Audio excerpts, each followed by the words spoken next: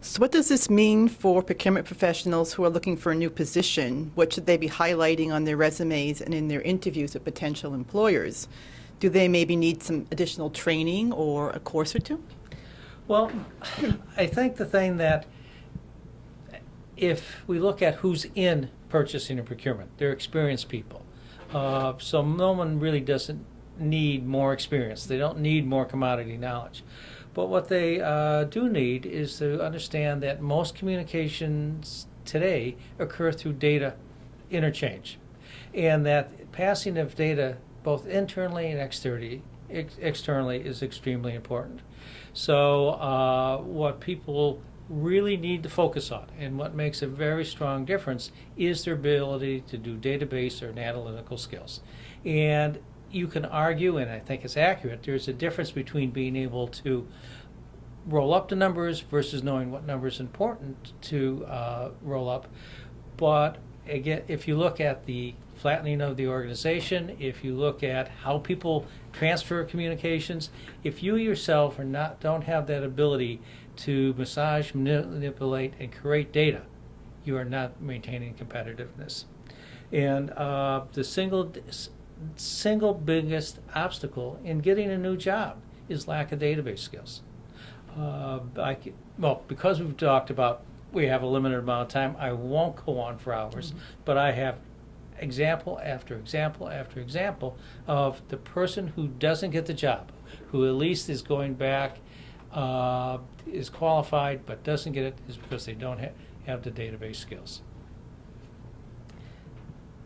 And finally, what career advice do you have to offer procurement professionals who are looking for a new position, as well as those who are perhaps happy with their current job? It's all about staying current. Is that when I was just kind of looking about what would we talk about today, then there's an interesting trend. If you look at job descriptions, there are job descriptions that talk about tactical purchasing. There are job descriptions that talk about purchasing. There are job descriptions that talk about sourcing, and job descriptions that talk about strategic sourcing. My goodness, if you're down to parsing the procurement function down to that 4 levels, there's a lot of nuance and things that are changing that you need to know what's going on. And so that just getting and knowing what to do next or what's going on is incredibly important. And that's why the professional organizations provide such a strong base. If you look at ISM or the Purchasing Management Association in Boston, they are all providing many low-cost programs to make sure you're current.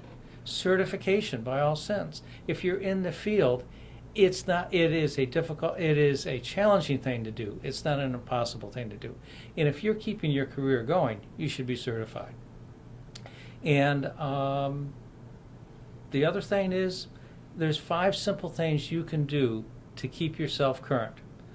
The first thing is read 2 business books a year. That's a chapter a week. All right, and you don't have to get. That's easy enough. That's easy enough. You think, geez, most books have 14 to 20 chapters. You can take the summer off, read 2 books, because what happens in real life, somebody's going to come in and talk about something, and it might not be the book you're reading, but if you don't have anything to contribute, you're going to be pegged as someone who's not staying up. The other thing is attend 4 society meetings a year, 1 every other month. Challenge yourself, go to one outside your comfort level, but make sure that you're going to society meetings to meet other practitioners, hear what's going on, staying current. The other thing is update your resume. It is not necessarily you're updating it to make sure that, or you're looking for a job. You're updating it to say, what am I currently doing? Jesus, I write down my skills or what I'm doing, and I go out and I look on LinkedIn or Monster or whatever. Are the skills that I'm developing, are those the ones that seem to be in demand? It's a good, just a fact check. The hardest thing to do is prepare your elevator speech. Who you are, what you do, where you do it, and why is it important. That's hard to do. Don't ask me to do it. I'm terrible at it. But it really focuses you to understand your role and responsibility.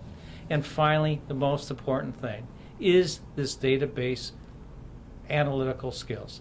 As a check, and it's the one that I've always used, if you can't do a pivot table on LinkedIn, you are not competitive. Your career is not going anywhere, and you're going to be one of the people who don't get the jobs. There's lots more you could do, you could access, and everything else.